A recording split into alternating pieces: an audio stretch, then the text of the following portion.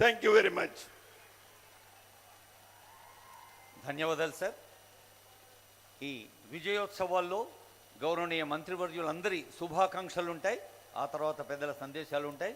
ఇప్పుడు గౌరవనీయులైన మంత్రివర్యులు కొండా సురేఖ గారి శుభాకాంక్ష.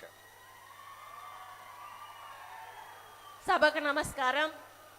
ఈరోజు వరంగల్ నడిబొడ్డున ఆర్ట్స్ కాలేజ్ గ్రౌండ్లో ఇందిరాగాంధీ గారి జన్మదిన సందర్భంగా మన పరిపాలన రేవంత్ రెడ్డి గారి నాయకత్వంలో సంవత్సర కాలం పూర్తి చేస్తున్న శుభ సందర్భంలో మరి వరంగల్ నగరాన్ని ఎన్నుకొని ఇక్కడ విజయోత్సవ సభ నిర్వహించుకోవాలని ఆలోచనతోటి మరి ఇక్కడికి విచ్చేసి ముఖ్య అతిథిగా ఈ కార్యక్రమంలో పాల్గొంటున్నటువంటి మన ప్రియతమ నాయకులు మన ముఖ్యమంత్రి సోదరులు రేవంత్ రెడ్డి గారికి, మన డిప్యూటీ సీఎం బట్టి విక్రమార్క గారికి, మన పిసిసి ప్రెసిడెంట్ మహేష్ కుమార్ గౌడ్ గారికి, మరియు నా తోటి మంత్రులకు, ఎమ్మెల్యేలకు, ఎంపీలకు, మరి ఇతర ప్రజాప్రతినిధులకు, అదేవిధంగా ఈ కార్యక్రమాన్ని ఇంత విజయవంతం చేయడానికి అహర్నిశలు పనిచేసినటువంటి కలెక్టర్స్కి, కమిషనర్కు, సిపి గారికి మరియు ఇతర అధికార బృందానికి, ఈ కార్యక్రమానికి వివిధ ప్రాంతాల నుంచి విచ్చేసినటువంటి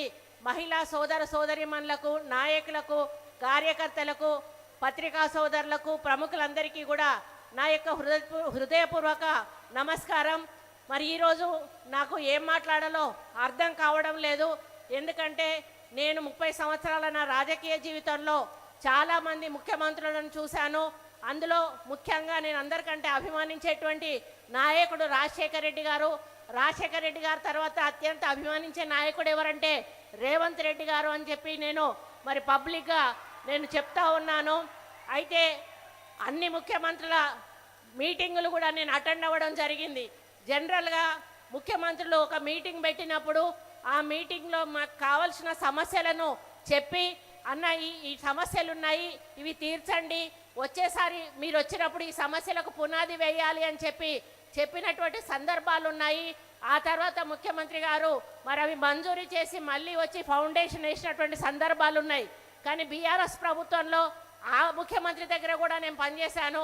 మరి ఆయన ఇటువంటి మీటింగ్లలో వందల కొలది వాగ్దానాలు చేసేది, ఏది కూడా ఒక్క రూపాయి కూడా మంజూరు చేయలేదు. రాజశేఖర రెడ్డి గారు మాత్రం చెప్పిన ప్రతి పనిని కూడా చేసి మళ్ళీ ఆయన వచ్చి ఫౌండేషన్ వేసిన సందర్భాలు ఉన్నాయి. కానీ ఈ సభ, ఈరోజు జరుగుతున్న ఈ వరంగల్ సభ అందుకు భిన్నంగా చరిత్రలో నిలిచిపోయే విధంగా ఉంది అని చెప్పడానికి నేను చాలా గర్వపడతా ఉన్నాను. ఎందుకంటే మరి నేను పోయే టైం ఎటువంటిదో, అన్నం మూడు ఎటువంటిదో, కానీ నేను ఎప్పుడు పోయి ఏది అడిగినా కూడా చూద్దాంలే అక్క, చేద్దాంలే అక్క అనేటోడు. నేను ఊరికే అనుకునేదాన్ని, అయ్యో అన్న దగ్గరికి పోయి అడుగుతా ఉన్నా, అన్న ఏది అడిగినా కూడా చూద్దాంలే చేద్దాంలే అంటాడు. మరి ఇప్పటి వరకు ఒక అభివృద్ధి కార్యక్రమానికి మేము శ్రీకారం చుట్టలేదు. మరి ప్రజలకు మేము ఏ విధంగా సమాధానం చెప్పుకోవాలని పదే పదే నేను మదన పడతా ఉండేదాన్ని.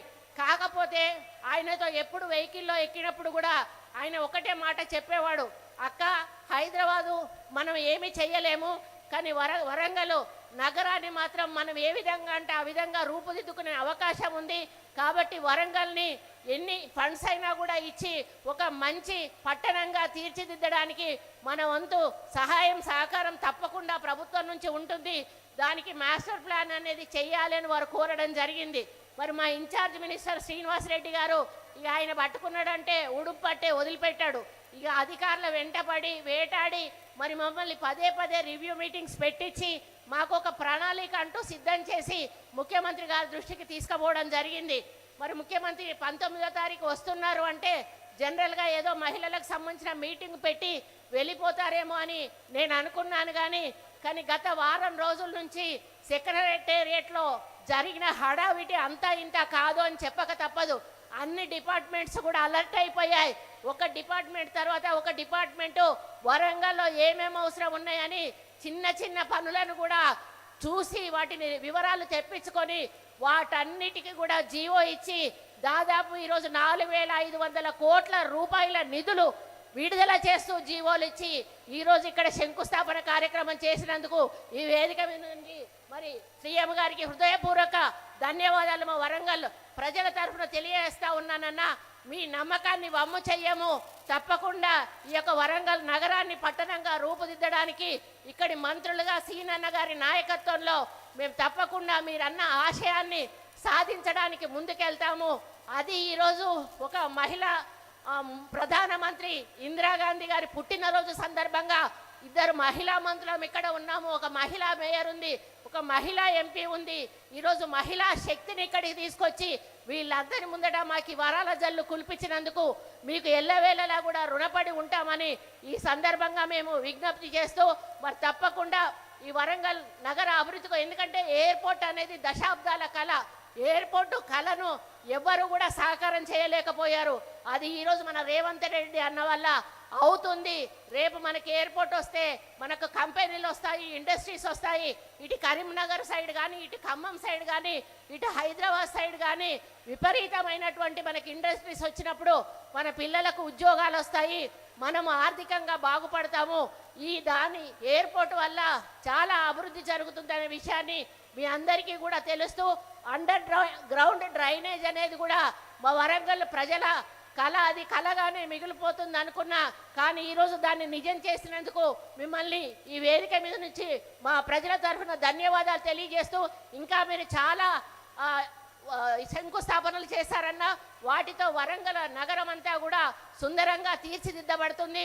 వాటన్నిటిని కూడా దగ్గరుండి నాణ్యమైన పనులతో అవినీతి జరగకుండా ముందుకు తీసుకుపోయే విధంగా అధికారులతో మేము కమ్యూనికేట్ చేసుకొని మా ఇన్ఛార్జ్ మినిస్టర్ గారి నాయకత్వంలో తీసుకెళ్తామని తెలియజేసుకుంటూ, ఇదే ఆదరణ, ఇదే ఆప్యాయత, ఇదే ప్రేమ మా మీద ఎప్పుడు ఉండాలని, మమ్మల్ని ఆశీర్వదిస్తూనే ఉండాలని కోరుకుంటూ, మళ్ళీ మీకు మరి నిధులు విడుదల చేసినందుకు మా బట్టన్నకు పాపం బట్టన్న వెనకాల పడతా ఉంటా, అన్న ఒక రూపాయి కూడా ఇవ్వని. పాపం బట్టన్న కూడా ఈరోజు 4,500 కోట్ల రూపాయలు విడుదల చేసినందుకు వారికి కూడా వేదిక మీద నుంచి ప్రత్యేక ధన్యవాదాలు తెలియజేస్తూ మరి సెలవు తీసుకుంటా ఉన్నాను. జై కాంగ్రెస్.